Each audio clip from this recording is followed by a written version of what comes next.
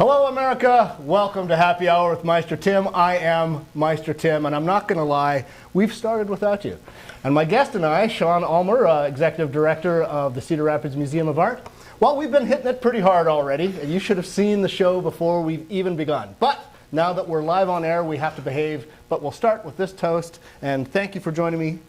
Cheers to you, sir. Thank you. So we're drinking a Vesper Martini. And as usual, I'm asking our entire audience to like sound off what are they drinking. But I want to start a different experiment today. I want to start with a little bit more participation. You'll notice that sometimes I have a little bit of difficulty with the technology, and we've got that just fine. But I've also noticed about a half an hour into each interview, people stop commenting. So we're going to play a game. And the game is it art or not? So I want you to explain, or at least describe something like I don't know, Elvis on Black Velvet. And we'll ask our expert if it's art or not. And if you have the technical wherewithal to actually include a photo, of which we will give you directions of how you can include a photo into the chat box, do that, and we will quiz Sean of whether it is art or if it's not. And so that's what we're going to do the entire hour, or 45 minutes. But let's actually start with what's going on in your life. Eventually, inevitably, we'll get to the pandemic and the challenges you've had to encounter trying to negotiate the various challenges. But what's happening now, right now, today, at the museum? Well, right now we have a whole series of wonderful exhibitions up, and this year we've dedicated all of our exhibitions to Iowa art and artists, and that is in recognition of the 175th anniversary of Iowa's statehood. And so we kick off the year with an in-depth look at Grant Wood. What better artist to represent Iowa than Iowa's most famous artist? I've heard of him. I have heard of him. Yes, me too. Yeah. Me too. He was actually supposed to be our last exhibition last year, which was closing out our 125th anniversary. Congratulations. Thank you very much. But you know, the pandemic intervened, and so we moved at least 2 of the 3 exhibitions dedicated to Grant Wood to the spring. And so right now, if you're a Grant Wood fan, we've got plenty for you to see. 9 of our 16 galleries are dedicated to his work. We have 165 works on view right now, which is actually 2 more than we had back in 2005 when we did the big blockbuster. So it's a really wonderful Grant Wood moment. We've got one show that's dedicated to Grant Wood and Marvin Cohn's trip to Paris in 1920, the summer of 1920, as young artists to see what Paris had to offer them artistically, musically, and as well as theater, opera. They did everything that summer. It's all well documented in Marvin Cohn's diary from 1920. That's one 2-gallery show. We have a separate gallery show called Seriously Funny American Gothic Parodies, which just looks Actually, I got to tell you, that is my favorite. Yeah, I think because that's it actually a fun show. It's humorous, but it also breathes life into an old classic. You know, that's sort of what we're trying to do here. Yeah, and it's very, very contemporary. There are very, very recent works in that show, and it speaks to the legacy of that painting and how that painting still resonates with people today. And then our big show, 5 galleries, is called Grant Wood Revealed, Rarely Seen Works by an American Master. And this is where we have childhood drawings, we have his Indian Creek series, we have his Cherry series, his metal work, the Corn Room chandelier is on view and illuminated. So it's a great opportunity to see the other side of Grant Wood, the side that people don't think of. They know the big masterpieces. They know American Gothic, they know Midnight Ride, they might know Women with Plants, the big famous works that he hit when he hit his stride, when he kind of in his mature period. But this is the other work that led up to that. Well, let me back you up, because everybody knows who Grant Wood is. Yes. Mr. Cohen. Marvin Cohen? Marvin Cohn, yes. Yeah, Marvin Cohen. Grant Wood's best friend, same age. They went to high school together, Old Washington High School, and it was on Green Square. And then Wash. There you go. And they were friends throughout their lives. Marvin lived much longer than Grant Wood. Grant Wood passed away in 1942. Marvin didn't pass away until the mid-60s. And he eventually turns to abstraction later in his career. But so he was an artist in and of himself then. Absolutely, yeah. They both did designs for the yearbook, for the Washington High School yearbook. Marvin went off to the Art Institute of Chicago to study. They both entered World War I. Grant Wood was stationed in Washington, D.C. as a camouflage artist. Marvin went abroad. He was assigned to 2, I believe, Cedar Rapidian generals on the front line in the Dordogne, and he was a French translator. That was actually what Marvin did.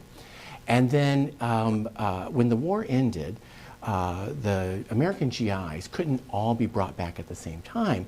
And so the French government, as they did in World War II later, allowed GIs to stay and study. And so Marvin stayed, and he studied in Montpellier in south central France, studied art, came back to Cedar Rapids when it was his turn, and got a job at Coe College. But Coe College did not have an art department. He started by teaching French. And he taught French for a couple of years, and then he actually founded the art department. He taught at Coe College for 42 years. And taught countless generations of other artists, and remained Grant Wood's friend throughout the remainder of Grant Wood's life. I literally just came back from Kansas City this past weekend. I was out there just visiting friends and having a great time. Off camera, we were like fist bumping and shaking hands because we've been vaccinated, and it's amazing the sort of life and liberty you have now that you've been vaccinated. So I was in Kansas City. I'm going somewhere with this. One of the great iconic attractions of Kansas City. It's one of the only cities that has a World War I memorial. And that sort of typical Art Deco design that most World War I, if you go to Ypres, France or anything like that, it's sort of that same, that same flavor.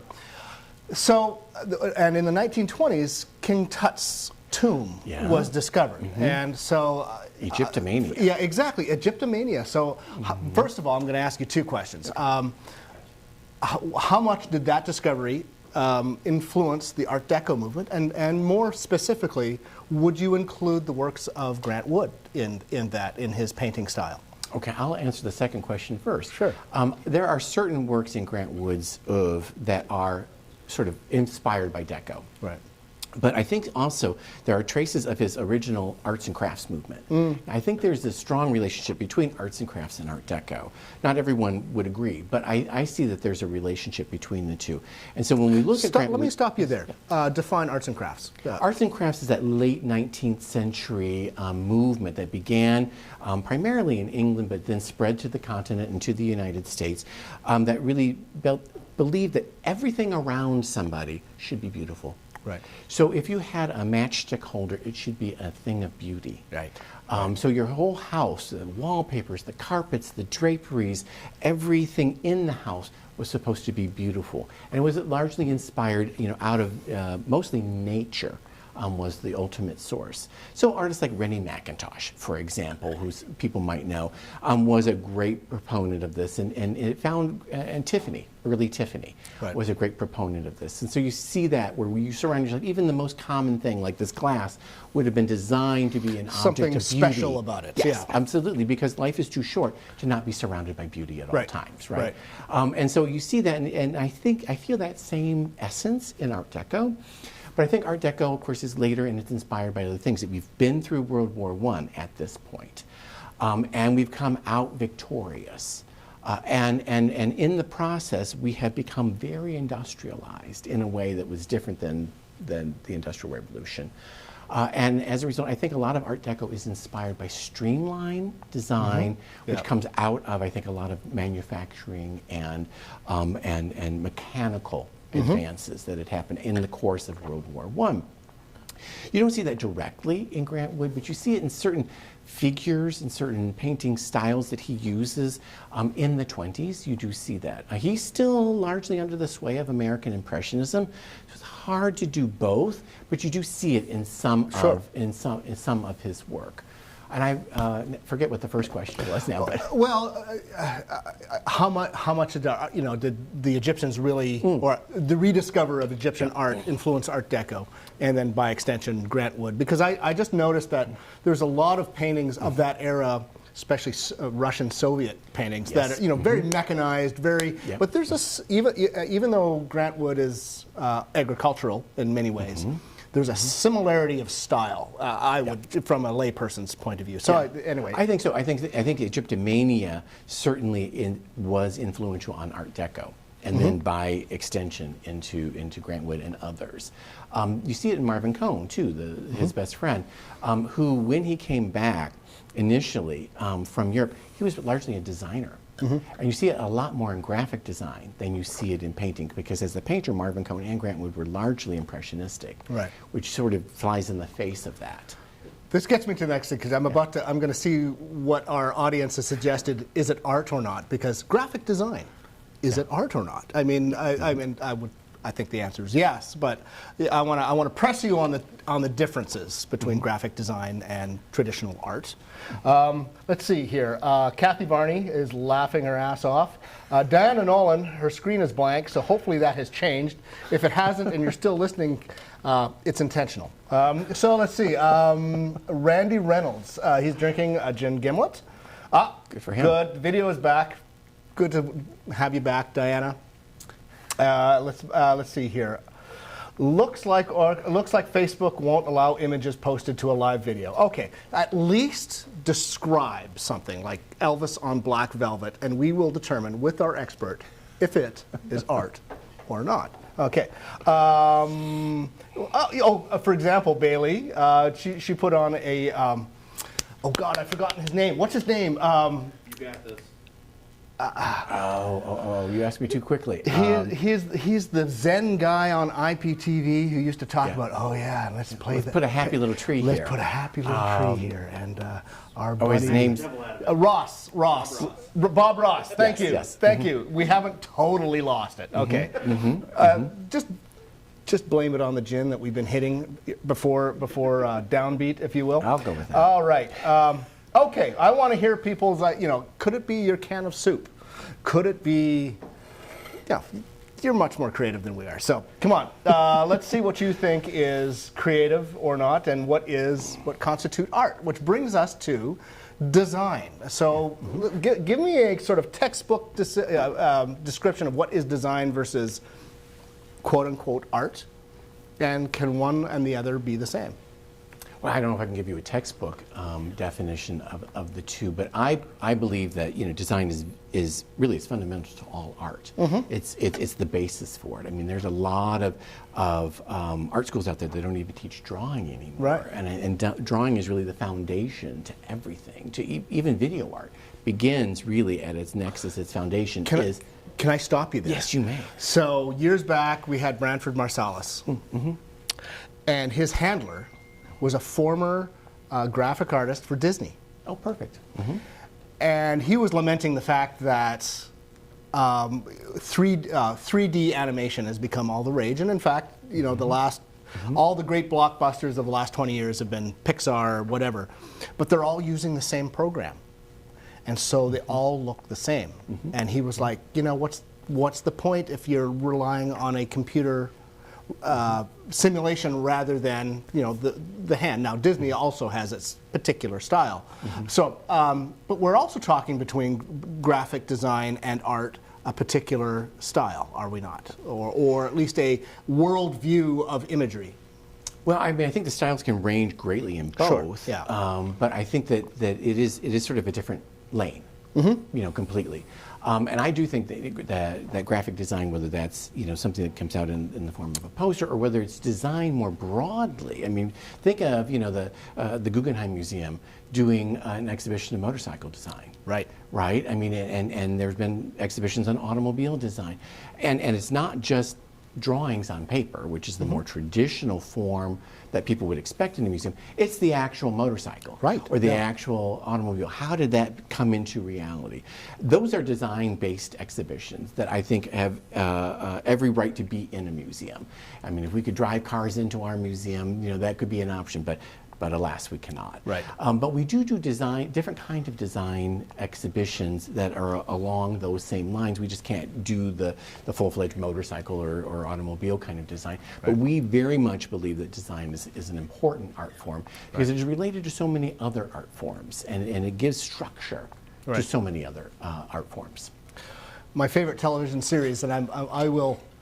If you confront me at happy hour in person, I will deny it, but I have some guilty pleasures when I watch television. And they all tend to be design-based and craft-based. I'm a huge fan of Forged in Fire. Yeah, where they're making knives. I was a huge fan until they canceled it, the American Chopper. I'm a huge fan of Sons of Guns. I am not a gun guy, but I also appreciate sort of the engineering and the thought behind that. You are on the back end, you know, when you're curating something that has been produced. But at the, you know, I begin at the front end, you know, where you have to like grunt something out, the craftsmanship. So, of the work that you do, talk a little bit about the craftsmanship leading to the art. It doesn't necessarily lead to art, but it is certainly an important aspect of the qualitative degree of the art. When people talk about craftsmanship, I mean, it talks about something that's being well made. Yeah. And if it's not well made, then you begin to have that conversation about, is it art? Right. Did it get there? Right. Did it get all the way there? Or is it still kind of cooking?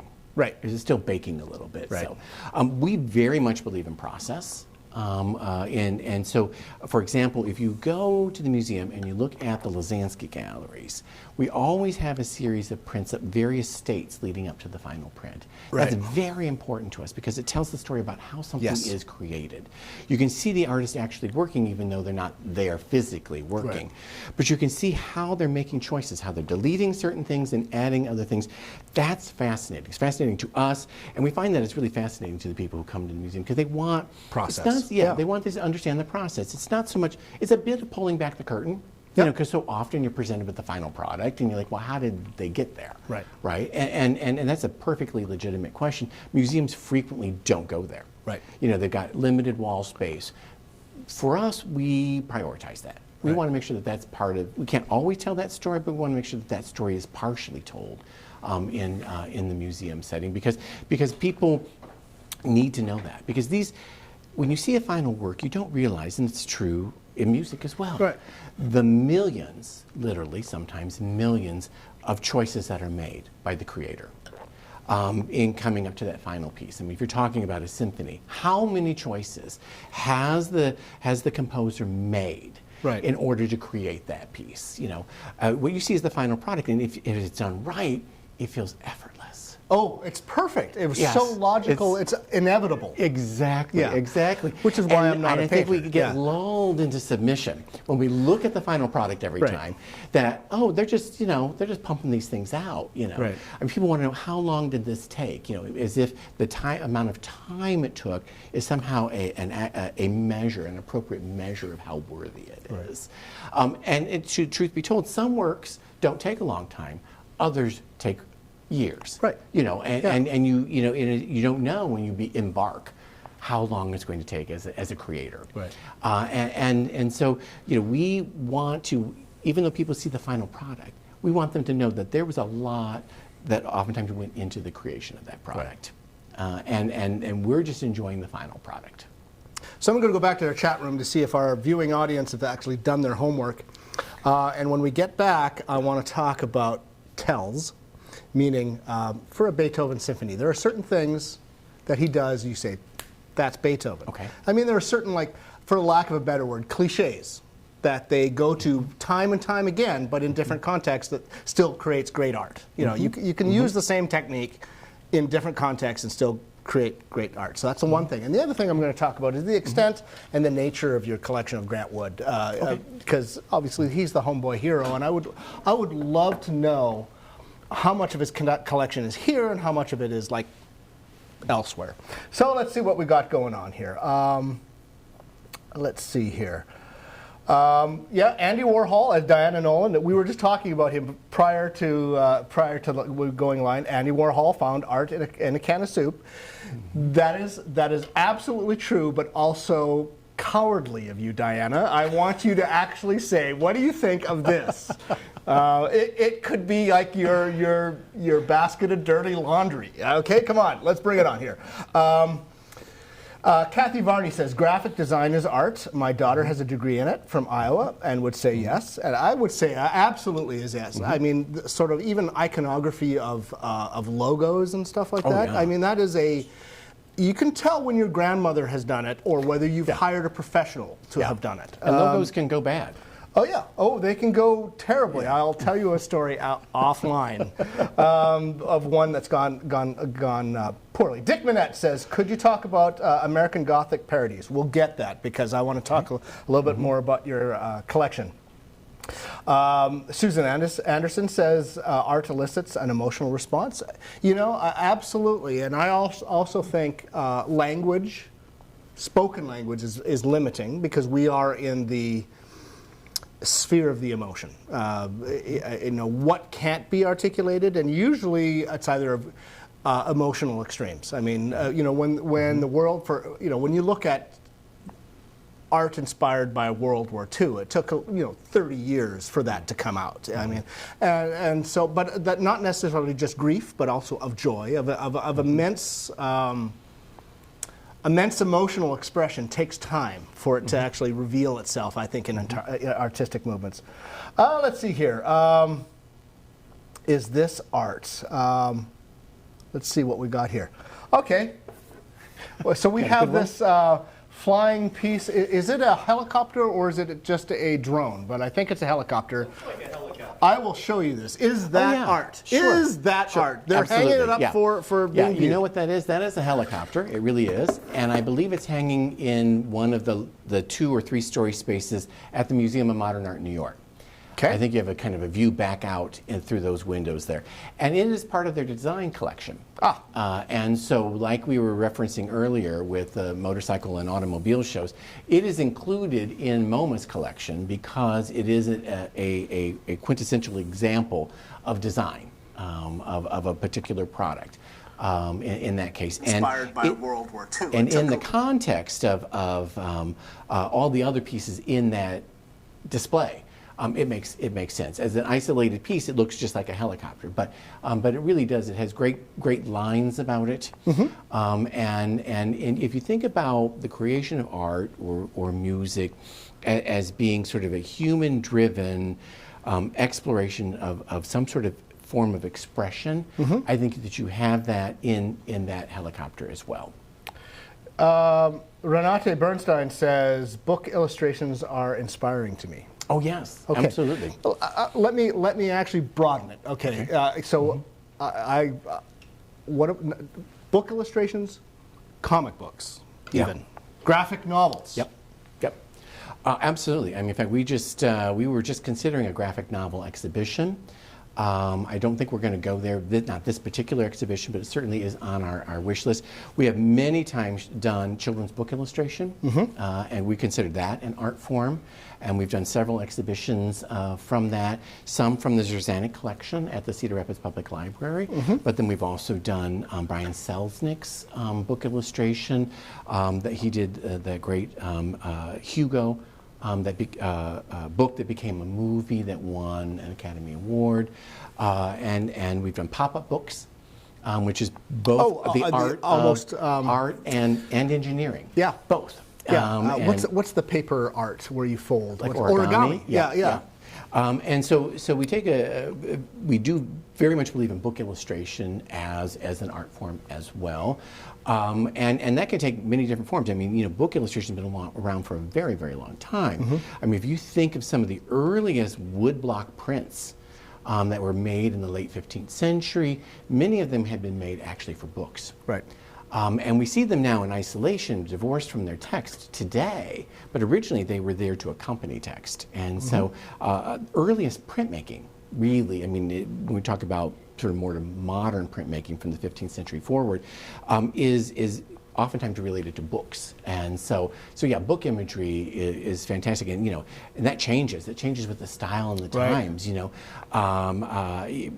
20s it becomes very deco-like, and then then abstraction takes hold, and so it's very much a reflection of what you see in the art world. Which brings me to this. I'm not sure if this comes up in our regular feed. The next is this art? And it's cursive of is this art?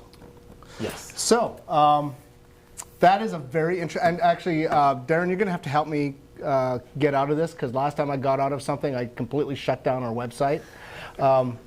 But anyway, so is this art? So I have to admit, when I was Darren's age, actually younger, I took art courses, and a lot of it was about the cursiveness, the boldness of the type of medium that you're using. So in terms of just not actual the imagery, it was about imagery as well as the literal nature of the art. So talk a little bit about that. For example, like Japanese calligraphy. Writing. Calligraphy, yes. Yeah. Well, I mean, it takes many different forms. Pardon me, sorry, what was that? You left off there, I believe. I left off there. Yes, I did. Okay. Yeah. So that example is this art, is in very strong, somewhat gestural calligraphy, Right. and that would feel completely different if it was done in a fine line or done in a script or a cursive. And in that way, I think it becomes strikingly real how just ink on paper can make and how you apply that pigment, how strong that statement becomes. Right. So in that way, it does many of the things that say more traditional painting does, where it is also about the way in which that pigment is laid down onto canvas or board or what have you. So yeah, I think that first of all, questioning whether or not this is art is art in and of itself, because it poses the question, and many great works of art pose questions. Sure. Right? But I think just the way in which that particular example had very strong strokes to it, I think moves it to this level of artwork. I promised you we'll get back to the actual nature of the Grant Wood collection. Yes. But you've brought in so many other ideas that I want to go down this rabbit hole. If there's something that you're going to hang on your wall, it's something I want to look at more than once. But there's art that's intended to be consumed like that, and there's art that's intended, or at least hoped for, to last the ages.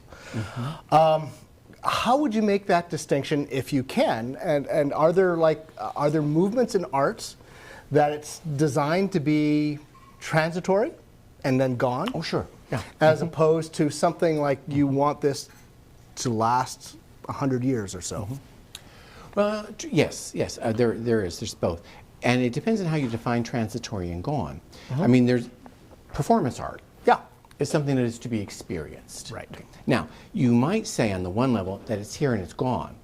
But if it has impacted its audience, it's here for their lifetime. Right. And we all have those experiences in life that we remember forever. Right. During our lifetime.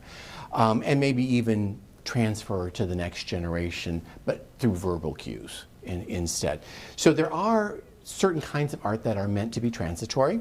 There is a whole body of work called ephemera, and it's meant to fall apart, or things that were a lot of the earth art movement was meant to be built and then have nature take its course on it. So yeah, those are meant to be here, to be experienced, and then to depart. The artist has no intention of longevity there. They want it to last for however long it lasts. And then there are other art forms that are meant to last forever. Right. That was the artist's intention. They wanted it to be here forever. So you have that full range. Right. But I think all art, even in the transitory, has that ability to impact people, which then gives it a different kind of life form. Right. A different kind of timetable, if you will. It's funny because, Beethoven, when he's writing his symphonies, even back then, he expected it to last hundreds of years beyond his death. And yet, the business model of today, it's not a judgment at all, but a lot of pop music is designed to be consumed and forgotten for the next year of the Grammys or what you have. And it's monetized and turned into a business. And actually, all art, I suppose, of its generation has been monetized in a certain way.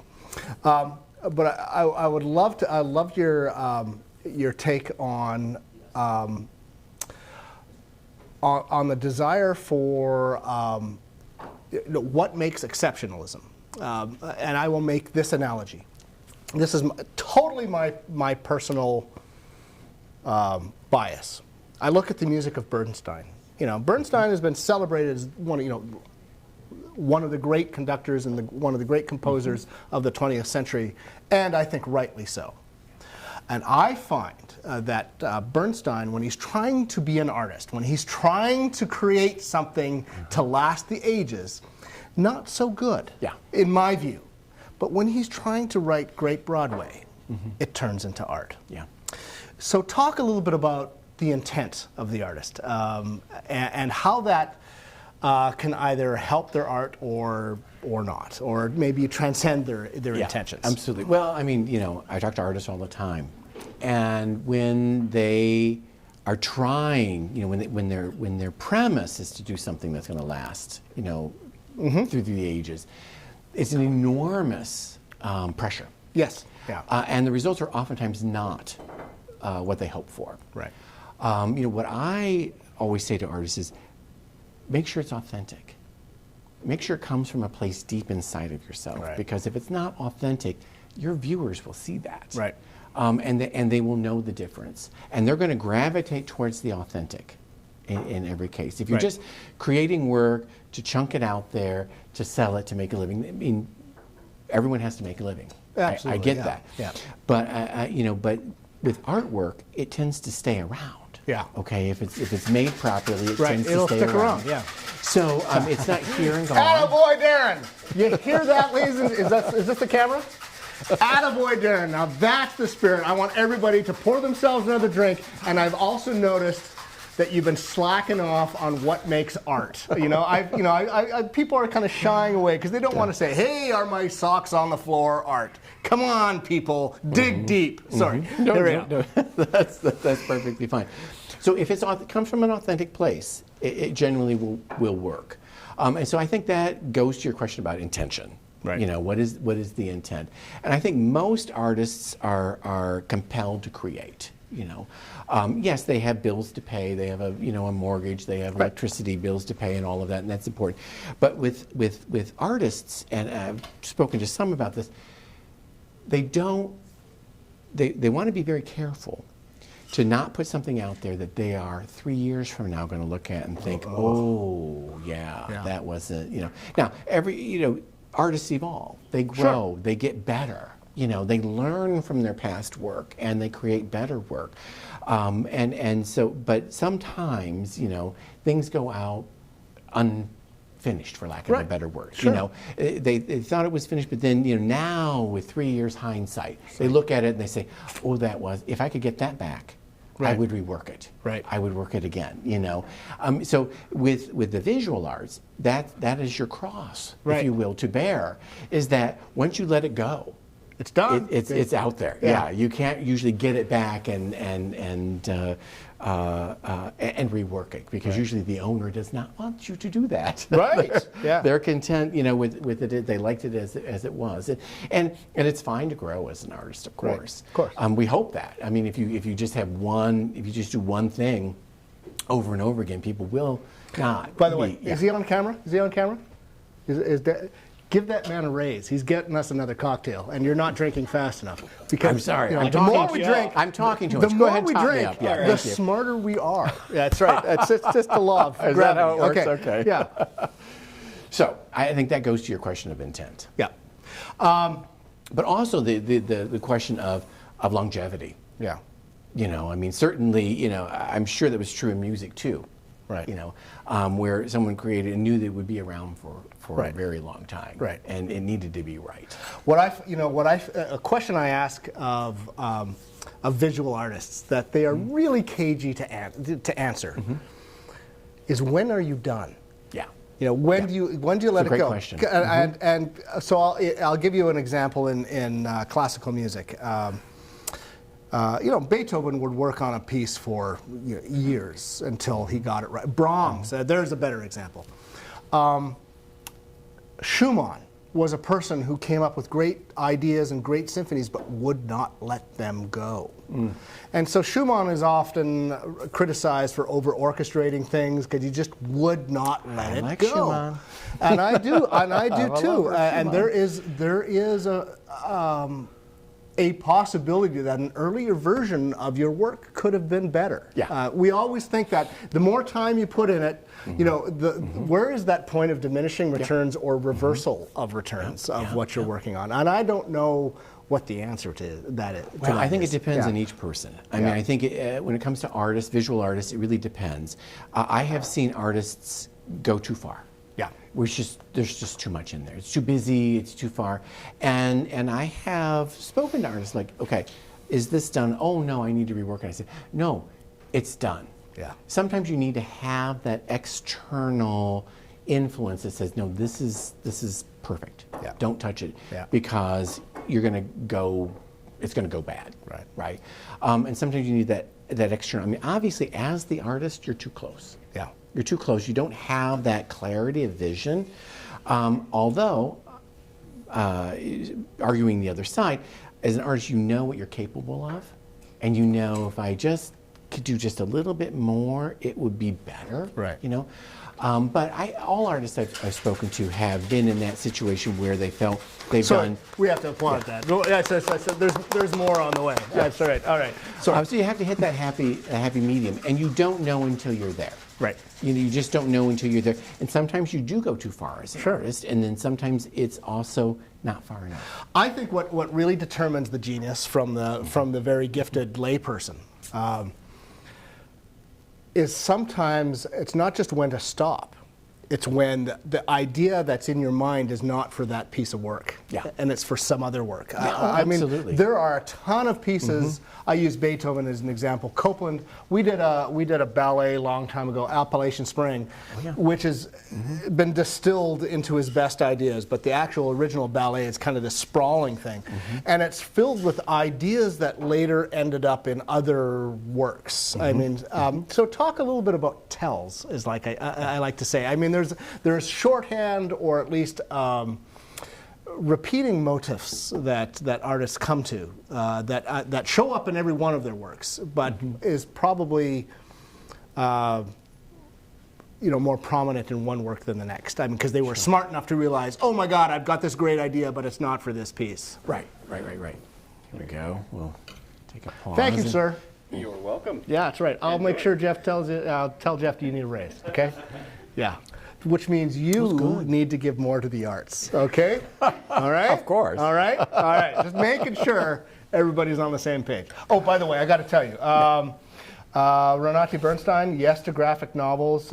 Susan Anderson, you should see Ellen's digital art. By the way, Randy Reynolds says your Grant Wood Zoom lecture last week was great. Oh, good. Yeah, it was good. Nancy Saradek said, like all ice sculptures, we were talking about how art, great art, can also be ephemeral. Yep. Jeanette Welch, hearing Darren mix cocktails, said sleigh ride, because every Christmas I'm making cocktails to sleigh ride. Finally, Susan Anderson is my 20-year-old granddaughter's digital art. Let's talk about, so quickly talk about medium, and then we'll get back to the topic at hand. Okay, all right, we'll talk about digital art. Yes. Right. Yes, it can be, and certainly probably is. Because in traditional art forms, like painting and sculpture and what had already been sort of established by the canon, no, they would say no. But one needs to be with the times, and with the times, digital art is the tool that people use to create new work, and they create it completely in the virtual realm, and then they output it somehow. Whether that's through a print or something like that. And so, it's the same with digital photography. Right? If you are an artist and you only work in digital photography, and if you like what that artist is doing in digital photography, then it's digital photography. Right. Yeah, that's the art form. If that's what the artist has chosen as their tool. Right. And so if you want that work, and the only way to get it is through digital, then that's what you're going to have to do. You have to put aside all of the more established art lanes, if you will, to make room for other new technologies to come in. we won't get into this, but what I find fascinating, that opens up a whole new can of worms of authenticity and copyright. And I've got this digital copy. Why isn't it as good as the original? Because there are certain things in old technology, prints. Yeah. An early print would be worth more than the 1000th print. Right. But in digital technology, it's all the same, isn't it? Well, it's never the same. I mean, with prints or multiples, they're never the same because, I mean, really, you might be able to use the same paper. Yeah. And you might be able to use the same printer. Right. And you might be able to use the same ink, but the ink is one print older than it was before. Oh, interesting. So same with if you're doing traditional printmaking techniques, okay? Like you said, the plate wears down. So earlier prints are oftentimes valued more than later prints because of the but no two prints are the same because no two plates are inked exactly the same each time. So even though they look a lot alike, they're not exactly alike. Right. There is going to be a difference between every print. And it's going to be true in the digital realm, although with the digital realm, the differences will be almost imperceptible. Right. Because it's just going to really be a difference of where in the run that happened. Right. And how much ink was still in the printer. Right. At that particular moment. So. You just articulated the difference of a performance of Orchestra Iowa of a Prokofiev symphony versus the same performance, or the performance of the same piece with another orchestra. I mean the lines are the same, the content is the same, the execution is varied. It's different. Oh yeah, absolutely. I love this. Susan Anderson is a fantastic martini art. Absolutely. Absolutely. It Without takes a doubt. skill. Here's to it that. takes quality. Absolutely. The most intelligent question of the evening. Thank you. Before we came on, we were talking about there are good martinis and there are badly made martinis. Yeah, absolutely. And we've all had a bad martini before. We were all polite saying, this was great. Yeah. So a good martini is an art form. What's that? Am I an artist? You are an artist because you're free, baby. That's right. That was Darren, by the way. Okay. Because we at Orchestra Iowa are not above servitude and slave labor. Darren, I applaud you. That's wonderful. Okay. So this is a great question from Kathy Varney. What do you think is more important, the artist's intention or the audience interpretation? Oh, I think that they're both very, very important. And it really... And this is a question better suited for artists because many artists will put something out there with the recognition that this is their intention, and on one extreme, and it's a a whole scale here. On one extreme, they want the audience to get their intention. Right. The other extreme, they don't care if the audience gets their intention, as long as the audience gets some intention of their own. Right. So it's this whole scale of possibilities in between. So it may or may not even matter to the artist. Right. If their intention is being recognized. They created something because they had the impulse to do so. Right. But many of them are happy if the viewer comes up with their own interpretation. And on one level, you can never control that. Right. Every viewer brings to the work of art their sum total of life's experiences. And that colors the way they see everything in life, including artwork. Right. And you cannot control that. I think for many artists, it is a good day if they've touched the viewer in some way or another, whether it's with their own intention or with the viewer's own intention. Sometimes there's something less altruistic than that, because Tchaikovsky, for example, during his lifetime, his most successful work was the 1812 Overture. And he totally hated that piece. He thought it was garbage. And so there are instances where a work of art takes on a life of its own, independent of any intention, even if it was just to fulfill a gig. American Gothic. American Gothic. By So Grant Wood. Let's circle back. That's right. Do tell. Grant Wood was taken by this farmhouse he saw in Eldon, Iowa, which he thought was particularly curious because it had this Gothic window in it. And he tried to imagine who would live in such a place. And so he, enlists as his models his dentist, Dr. Byron McKeeby, and his sister, Nan Wood Graham, as models of the kind of people who might live in this place. And that is a painting that took on a life all of its own, and was interpreted differently by a whole host of individuals. And he let it run. He was happy to see that people were talking about the work. He was actually very quiet about whether or not the relationship between the man and the woman was husband and wife, as most people presumed and still do. That's right. And still do, or father and daughter. And I think it was through his sister, Nan Wood Graham, who pushed the issue, who said there's just no way I would be married to somebody that old. Right. That this is obviously a father and daughter. I'm much too young to be with that gentleman. That forced Grant to be clear on that. And he did come clean. He did say it is a father and daughter. But that's not how people remember it. That's not how people would interpret it still to this very day. It's a farm couple, a husband and wife. Right. And so you can't, obviously once you let it go, you can't control interpretation, but it's taken on this whole life of its own that's way beyond. And we don't know all of Grant Wood's intentions, but we know where it began. It began with that tiny little farmhouse in Eldon, Iowa. I find that interesting about the mythology of interpretation. I mean, you can go all the way back to the Mona Lisa for that.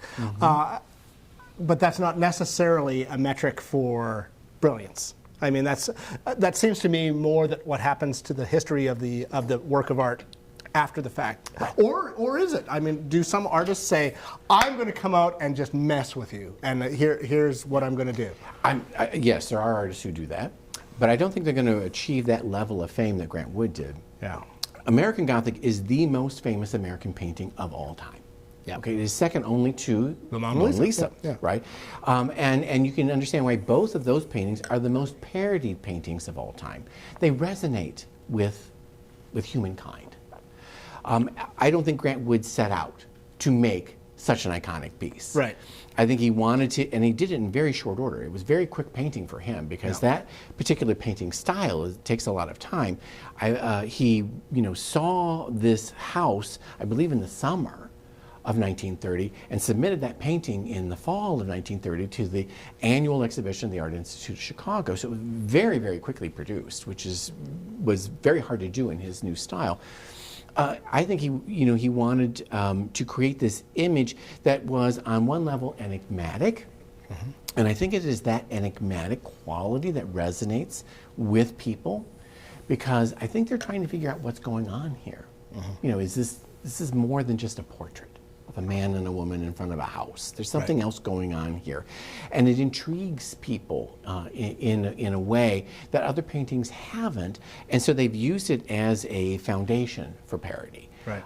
And for exploring all kinds of social and political issues that affect people. Now, it really took off as a parody. It was originally used, I think the earliest source that I've been able to find is Disney. Right. Utilized it, one of the animators for Disney in 1944, so 14 years after its creation. That's amazing that Disney picked it up that early, because usually the wave of fame in the arts world doesn't happen for like 30, 50 years. Well, and of course, during Grant Wood's lifetime, obviously, it took on a life of its own. It was not a well-received painting in Iowa, because many Iowans did not feel it portrayed Iowa very nicely. Some things never change. Continue. But then, as we were going into World War II, it became iconic in a way of the values for which we were fighting. Right. It took on a completely different role. Completely different than what Grant Wood intended and from what earlier reviews were about.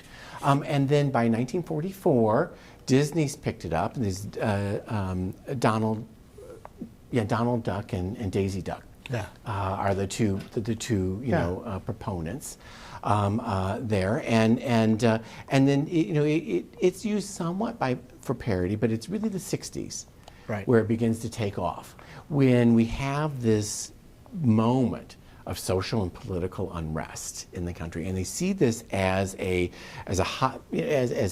platform on which to overlay current ideas and issues. Interesting. Using this because you would think that is like stable Americana right here, Right, in right. In a picture. Bump them out, they right. become hippies. They Right. bump them out, they explore different movements of the time. They explore the women's, rights movement. They explore Black rights movement. The civil rights, was very much of was a touchstone in the '60s.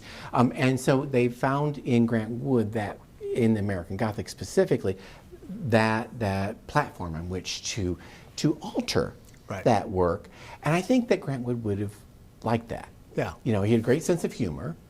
And I think he would have loved the fact that painting still resonates with people today. Right. I mean, isn't that what a lot of artists are interested in anyways, that their work still is important Sure. years after their death? Because it can be reinterpreted. Yeah. Yes, It can- and I know that sometimes the reinterpretations have been less than flattering, but they've always had, I think, at their core, the interest on the part of the reinterpreter of some important issue that they wanted Right. people to think about, and they're using something that people are familiar with as the vehicle.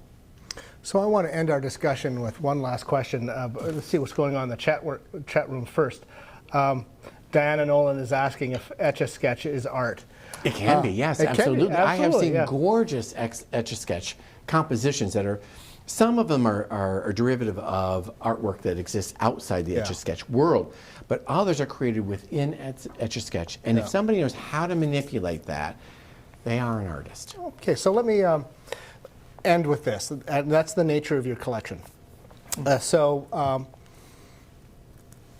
Sometimes I think it's human nature, but it's particularly pronounced in Cedar Rapids that we don't tend to celebrate our local heroes. And Grant Wood is should be. Yeah. He's an international star, So why aren't we, exploiting that much? But my question is a little bit more nuanced than that.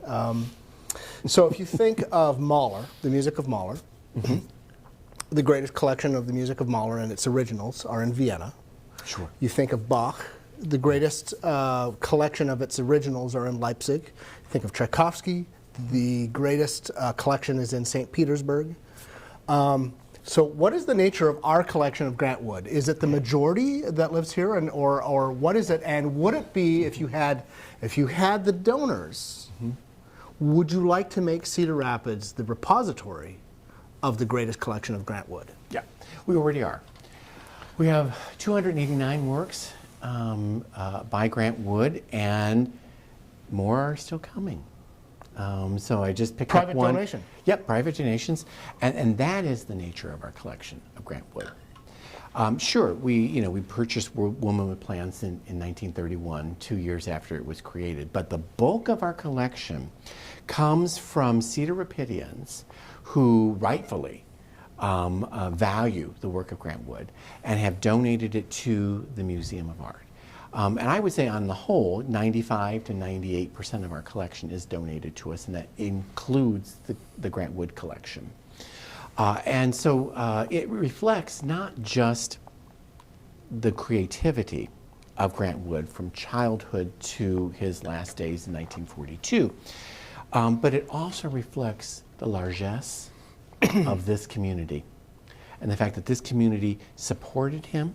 Mm-hmm. I mean, the reason he stayed in Cedar Rapids or stayed in Iowa was because people supported him.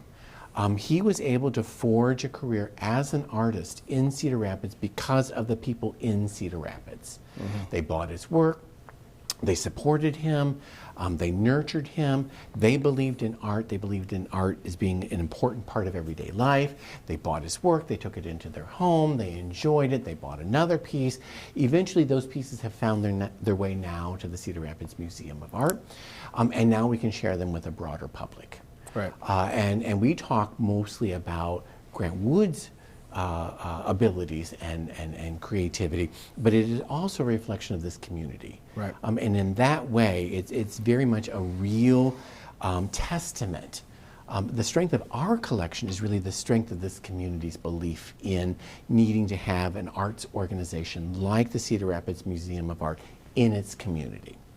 In a perfect world, and I'm putting you on the spot here, in a perfect world, would you like American Gothic to be a part of your collection? And would you love it to be here rather than in Chicago? Absolutely. In a heartbeat. So, donors, consider that. And the Department of Tourism, consider that. I agree. I love it that it is. It sort of defines Iowa. It defines Cedar Rapids. It would be great to be part of our collection. It was made right here. It was made right here. in the studio that we own and operate, and it is about Cedar Rapidians, and I would love to have had it in our collection. Yeah. But to their credit, the Art Institute of Chicago saw the power in that piece and bought it right away. Yep. We didn't have a chance. Well, it's not over until it's over, as the great It's Yogi over. Berra once said. So, Sean, I want to thank you so much. Our time is done. Thank you. This was awesome. This was great. And this is, again, proof that, the more we drink, the smarter we are. This has I don't know been about that. an awesome conversation. So join us next week. My guest will be Augustin Hadalish, and he performed with us last. Ed, that was before the flood, right? I mean, it was after the flood, before the Paramount, right? I mean, I think he was one of the last artists that we had before we opened up the Paramount. And I remember him greatly. He performed the Shostakovich Violin Concerto. And he had his New York Symphony Philharmonic debut like the week later. And it was one of those few moments where you collect lightning in a bottle. I mean, it was the moment he hit it big, and we can't afford to bring him back. I saw that. That was a great performance. It was a fabulous performance, and he's going to be joining us to say hello, to see what's going on in his life. So make sure you join us next week for that. But wait, there is more, and I have a prepared statement for this. Yes. Bailey, thank you for this, because I can't speak extemporaneously after a few of these. Dear Happy Hour friends, that would be you, and you, and you, and even you. I have some very special news to share with you all. Next Thursday, April 29th at 5 p.m., and this is particularly geared at Diana Nolan.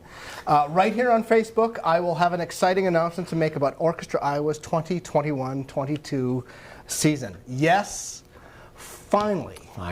Finally, we're going to have an honest-to-God season. I'm ready. This used to be like pro forma. It's like, yeah, season announcement. Now it's like, oh, my God, we've got something amazing. And yes, we do. So after the year we've had, I'm looking forward to sharing our upcoming concert with you. So make sure you join us. Once again, that is April 29th at 5 p.m. on Facebook, and you'll get the inside skinny of what we're going to do next season. So join us then. And in the meantime, Sean, this has been the most awesome interview. Love it. Thank you. And to you all, cheers. See you next time.